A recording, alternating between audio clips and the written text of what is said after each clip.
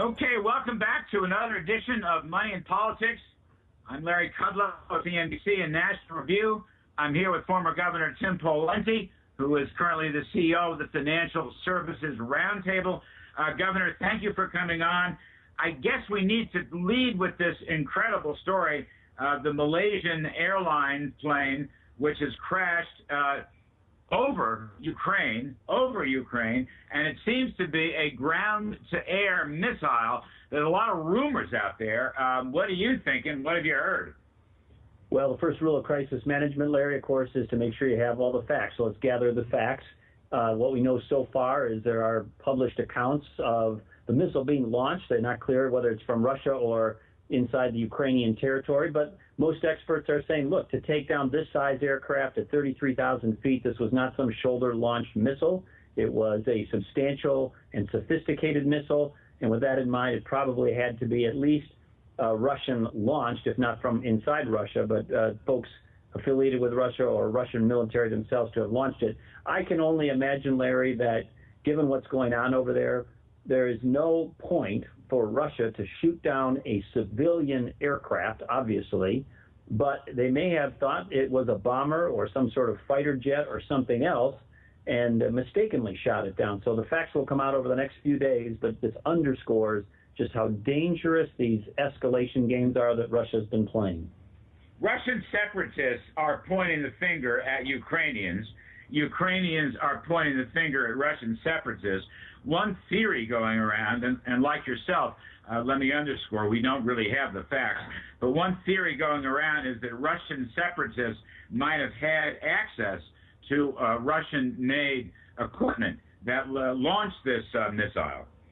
Yeah, and even if they were not Russian military directly, if they were Russian separatists, they were likely trained by, informed by, equipped by Russians. And so, there's going to be some explaining to do from the Russians. I think it would be in their best interest to get, their side of the story out as soon as possible. But it is looks like a terrible tragedy and could be a very provocative moment.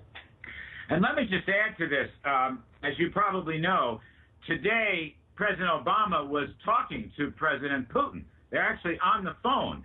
Now, as it is being reported, or has been reported, they were on the phone talking about the new sanctions that the United States has placed on Russia. In fact, sanctions against the Russian oil giant Rosneft. That's a big, major step forward in the escalation of economic sanctions over the Crimea and the Ukrainian situation. And as it turns out, and this is from reports, while Putin and Obama were talking, came the news that this plane crashed. Now, it just seems to me almost too coincidental to be possible. Putin was very unhappy with what we've done on the sanctions part. Is this going to escalate the whole story? Is this going to escalate tensions between the United States and Ukraine? And by the way, apparently the Europeans had backed the sanctions on the Rosneft oil company. So are we going to, a Cold War type uplift here? Well, I really think nothing can be taken for granted when it comes to Vladimir Putin. I think he is a thug, he is untrustworthy, and I don't think he tells the truth. So as it relates to what his motives might be, I can't imagine he thought it was a good tactical maneuver to shoot down a civilian plane. And by the way, Larry, there's accounts that have come out now that 23 Americans were on board that plane. 23 Americans. And of course, our thoughts and prayers are with their families in this moment as well. But yes, it is going to be a moment of escalation and provocation, but we need to make sure we get the facts. And if it was a mistake, if they thought it was a bomber, a Ukrainian bomber, or a drone, or a fighter jet, they should come out and say that. But if it wasn't a mistake and they did this intentionally, my goodness, that would be a very, very provocative act. All right. Let me just add, you and I were talking, disagreeing last week about the XM Bank. The only reason I'm bringing it up today is that the XM Bank has made a lot of loans and loan guarantees to Russian-based companies, a couple of $1 billion. This is, in fact, XM just signed a deal with Russian banks, I think for something on the order of $600 million of credit. So I'm surprised that the XM Bank isn't coming up here. I mean, in terms of sanctions, what the hell are we doing loaning them money? Well, I couldn't agree more with that. I don't know why, under these circumstances, they would allow the XM Bank, or the XM Bank would have a better judgment than that. I agree with you on that point, Larry, for sure. Yeah, there was a photo op a day or two. All right, Governor, barring any new news on this horrible airplane story, let us move on, if that's okay.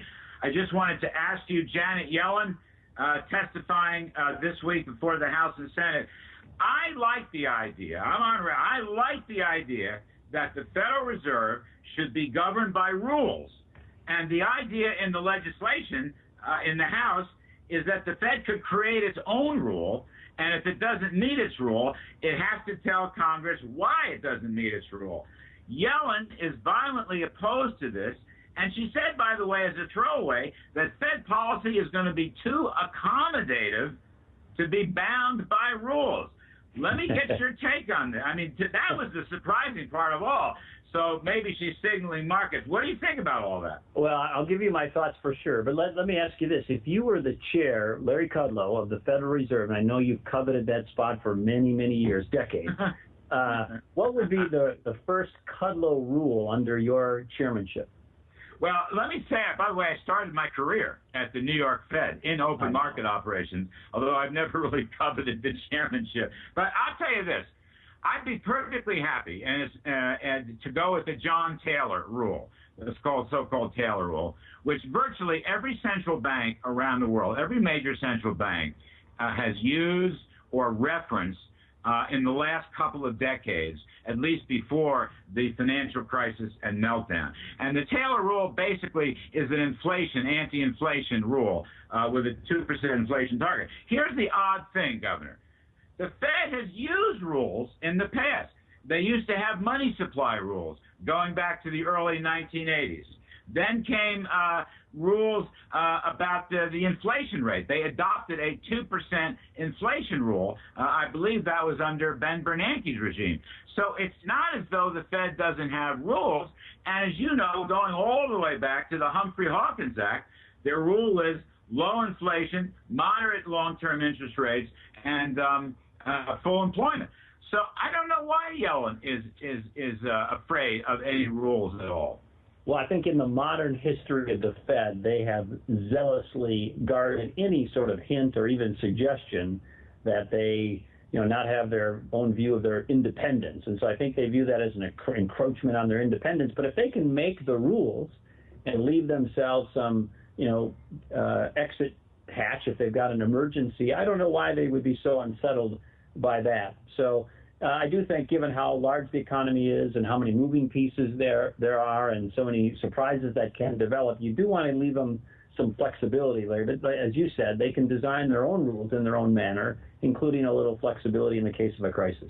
Yeah, I mean, part of this, I don't want to spend the whole day on this, but part of this is Yellen has so many targets right now, Governor.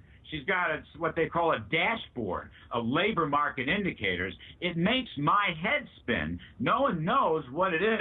I mean, the unemployment rate has already fallen lower than their initial target. So no one really knows Fed policy. That's, I think, the problem. There's confusion and ambiguity. And, I think the Fed's forward guidance should clear that up. And if they can make a rule, why not? I mean, I really think they owe it to the public.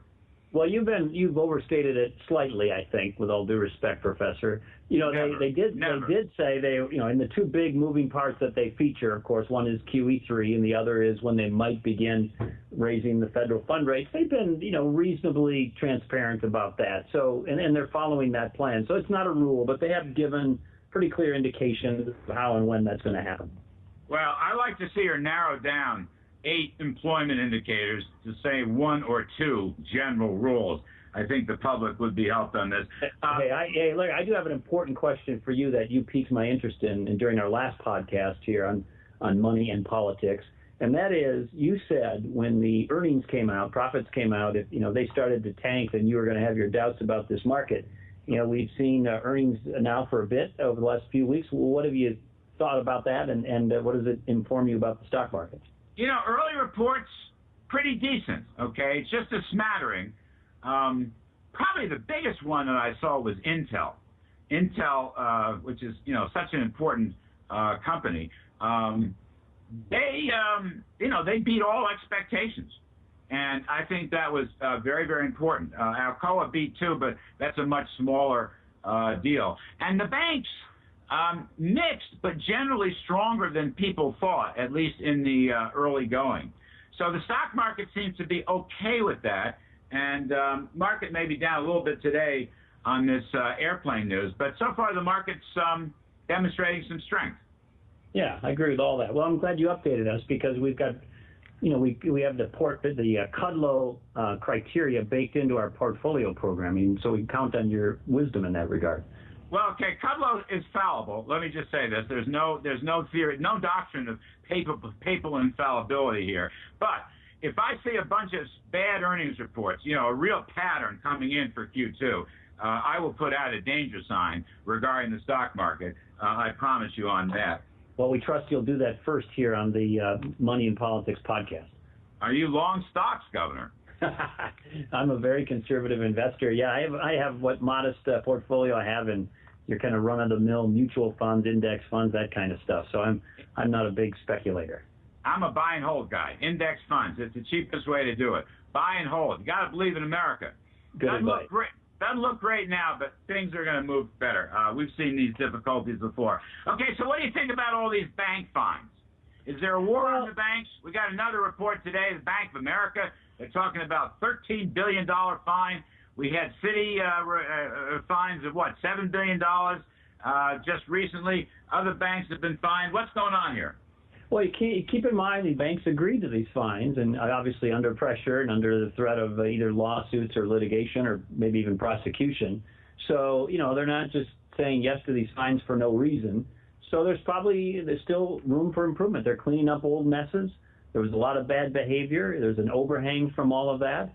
And so those fines are a reflection of that. And is it disruptive? Yes. Does it cause distraction in the banks? Yes. Does it, squeeze other opportunities for that capital? Yes. But, it's not all happening arbitrarily. So, I'm hoping that we can get beyond all of these past messes and get to a place where the banks and the financial services more broadly can have a 2 or 5 year or more run of a stable environment and better behavior. Wall Street Journal editorial page says that the Obama administration, especially the Justice Department, is using these banks as an ATM machine. In fact, they've gone back now and nailed Citi for loans, mortgage-related loans, that had already been in an earlier civil suit with the SEC. Now, I get mad at this, not because I want to defend all these bank loans, not that, but because the fines are being used to finance left-wing community groups, sort of like the housing version of Acorn. And that seems to me to be totally political, and these banks now have to pay so much money, it's going to slow down their loans. Well, you have just raised a very, very interesting issue, Larry, which is of the money that gets paid, there's a hard cash count to it, and then the question becomes, once it gets settled or goes to the Department of Justice, how does that money get used? But also there's soft money parts of these settlements about commitments to future services and counseling and other activities that are not hard cash, but commitments to other services that the Department of Justice is directing or steering. So I think a very interesting piece of journalism or review or audit down the road would be to go back and look at these settlements and piece by piece look at where the money went, because to the extent it went to political groups or causes, that would be very concerning and underscore your concerns. And again, in the case of Citi, it looked like there was double jeopardy, civil fines by the SEC. The same loans were covered by that. Last point, no one knows where the fines come from. In other words, $13 billion here, $7 billion here, $9 billion there. How do they reach this decision? I mean, there's no transparency in this process at all. And yeah, the banks wind up paying it because they hope it's the last of it, but they have no guarantees. It's like pulling numbers out of thin air. Yeah, and a bank, of course, and particularly a bigger bank, is regulated by all kinds of agencies, and so you could get hit over similar issues from the CFPB, the the Fed, the OCC, the Department of Justice, and others. And so it is very difficult to settle comprehensively and completely a lawsuit with the federal government because they have so many tentacles.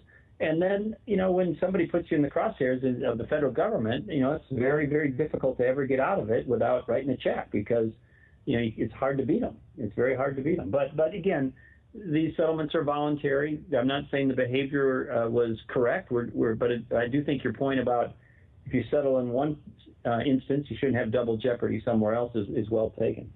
Yeah, I wish some banker would fight back. It doesn't look like that's going to happen. All right, I got another one for you. On banks, here's a fine that I liked. BNP Paribas, the French bank, was fined, I don't remember what the dollar figure was, $9 billion, $10 billion, because they violated the sanctions against Iran. Now, to me, we should fine them. They actually jiggered the account numbers, and we found out about it.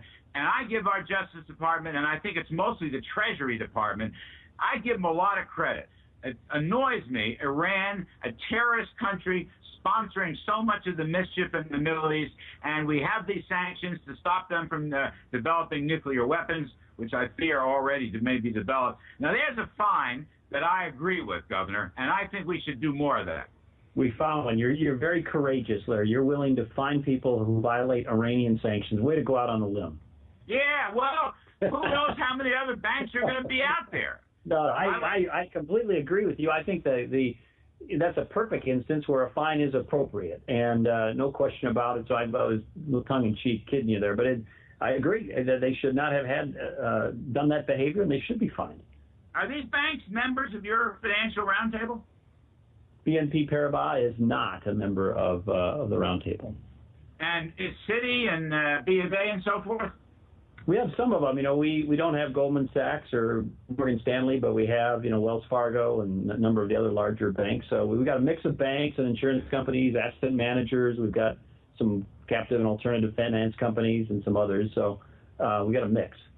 Do they say to you, do they believe, the ones who are your members, that there is a Washington war on banks? Well, there's frustration for all the reasons you mentioned, which is, are these actions coordinated across federal government, or are we going to get serially prosecuted or double jeopardy, as you said earlier?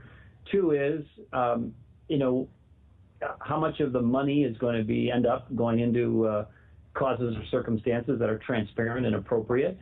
Three is, once you get in the crosshairs of the government, do you really have a fair shot at telling your story and all the way to the end, or is it just too difficult to prosecute a case like that or process a case like that if you're a bank in this environment? So there's a lot of frustration, but again, if there's bad behavior, it should be rooted out, identified, and there should be a consequence for it. But they want to make sure the government doesn't overplay its hand.